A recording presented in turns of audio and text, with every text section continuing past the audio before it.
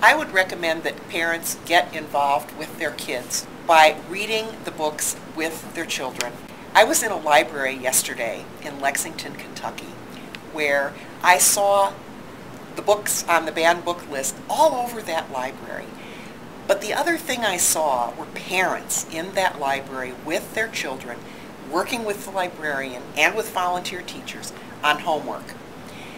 It really struck me that when parents are part of that community, the books aren't banned. I believe that when parents visit the library with their children, they understand what the mission of the library is, and books about painful or controversial subjects aren't quite as threatening. They know that they can sit down, talk to the librarian about the books, what their concerns are, and work with their children on these books. Go to the library with your child. Read with your children to discuss these issues. If you have an issue with a book, talk to your librarian about that issue. Or talk to your child. If your child is reading a book, and hopefully you are reading that book too, talk to your child about what bothers you about that book. And if you talk to the librarian, chances are you could get a book discussion group started. You could have a group of parents come to the library, have a discussion with the parents or with the young people involved too, and go over what it is about this book that is a problem. Is it the growing problem of drugs? Is it the growing problem of obesity? What is the problem? Is it a problem of losing jobs in the community? It's fun.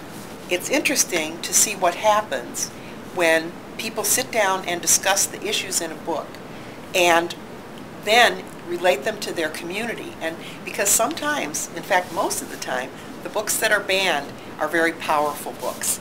And that power is terrific, but to take that book off the shelf is such a waste of energy in my view. Use that power, use those powerful ideas to generate change perhaps in your community, to generate at the very least some really good discussions.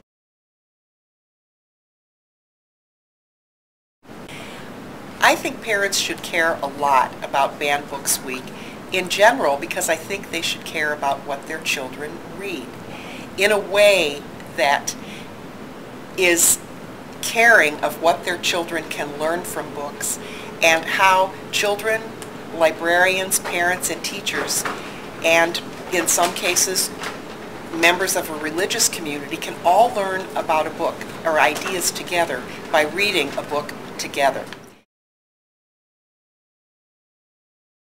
Let me tell you a story about why I think it's so important for books to remain on library shelves.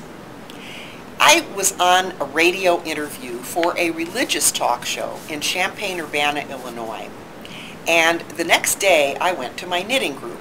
And I knew that the women in my knitting group probably didn't agree with me too much about what I said on that radio show about Banned Books Week. Finally, as we were knitting and it was quiet and it was pretty obvious they had heard me, one of the women said, "You know, I'm a very conservative Christian and I have a very conservative Christian family values that I promote. But when you said that if a book is removed, it's removed for the whole community, that made me think, how would I feel if a book I really liked for my son were removed from the library shelves? I wouldn't like that at all. If you don't like a book, you don't have to read that book. You don't have to give that book to your child. You can pull a different book off the shelf for your child.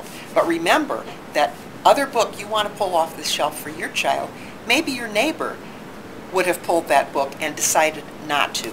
So it's there for you and your child.